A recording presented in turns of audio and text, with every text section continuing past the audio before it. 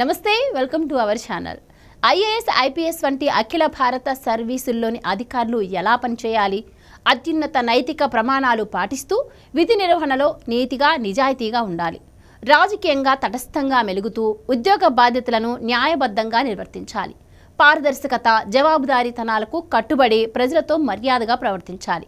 ముఖ్యంగా బలహీన వర్గాల పట్ల సానుభూతిని ప్రదర్శించాలి. ఇవన్నీ కేవలం ప్రజాకాంక్షలు మాత్రమే కాదు, ఐఏఎస్ ప్రవర్తన నియమావళిలోని కొన్ని కీలక అంశాలు కూడా. అయితే స్వార్థ రాజకీయ శక్తులతో అంటకాగుతూ ప్రజా ప్రయోజనాలకు పాతరేస్తున్న ప్రబుద్ధాధికారులే ప్రస్తుతం ఎక్కువగా పోగుపడ్డారు.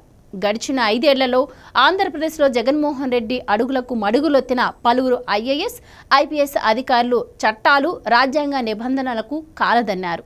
ఏపీలో పనిచేసిన అధికారులెందరో గతంలో ఉన్నత స్థానాలకు ఎదిగారు. కానీ ఇక్కడి ఐఏఎస్లను నేడు ఢిల్లీలో చులకనగా చూస్తున్నారని సీఎం చంద్రబాబు తాజాగా వ్యాఖ్యానించారు.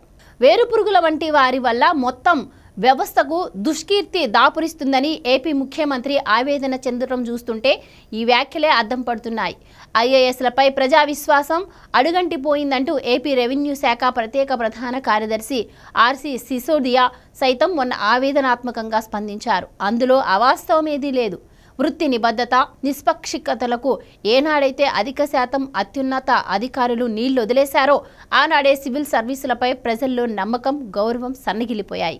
ప్రభుత్వ ఖజానాకు భారీగా గండి కొడుతూ సుపరిపాలనకు ఆటంకమవుతున్న అవినీతిని నిర్మూలించడంలో కఠినంగా వ్యవహరించాలని సుప్రీంకోర్టు నిరుడు ఉద్బోధించింది. ప్రజాపాలనలో అక్రమాలకు తావు లేకుండా చూడాల్సిన ఉన్నతాధికారులే మేతలకు అలవాటు పడితే ఇక అవినీతిని అరికట్టేదెవరు? ఛత్తీస్గఢ్లో 2,000 కోట్ల రూపాయల మద్యం కుంభకోణంతో సంబంధం ఉందంటూ అనిల్ టుటేజా అనే విశ్రాంత ఐఏఎస్ అధికారిని ఎన్ఫోర్స్మెంట్ డైరెక్టరేట్ ఇటీవలే అరెస్ట్ చేసింది. అవినీతి కేసుల్లోనే కొద్ది నెలల క్రితం హర్యానాలో 2 రోజుల్లో 2 ఐఏఎస్కు సంఖ్యలు పడ్డాయి. గుజరాత్, కేరళ ఇలా అనేక రాష్ట్రాల్లో ఉన్నతాధికారుల బాగోతాలు బట్టబయలయ్యాయి.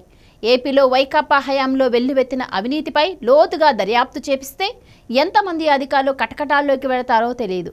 నిబంధనలకు అతీతంగా ఏదైనా చేయమని ప్రభుత్వాధినేతలు అడిగితే అదేం కుదరదని నిష్కర్షగా చెప్పగలిగిన ఐఏఎస్లు గతంలో ఉండేవారు. రాజ్యాంగానికి, చట్టాలకు విధేయంగా ఉంటూ ప్రజా సమస్యల పరిష్కారంలో ఆ అధికారులు చురుగ్గా వ్యవహరించేవారు. అటువంటి వారి స్థానంలోకి క్రమేణా నాయకులతో కలిసి నీకది నాకిది పద్ధతిలో జాతి వనరులను దోచుకు తినేవారే చొరబడ్డారు.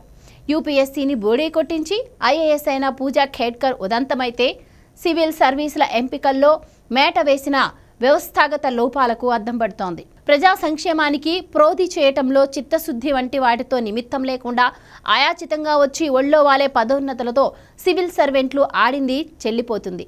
ఐఏఎస్ల పనితీరును కాలానుగుణంగా సమగ్రంగా సమీక్షిస్తూ ప్రమాణాలను అందుకొని వారిని తొలగిస్తే తప్ప దేశీయంగా పాలనా నాణ్యత మెరుగుపడదు.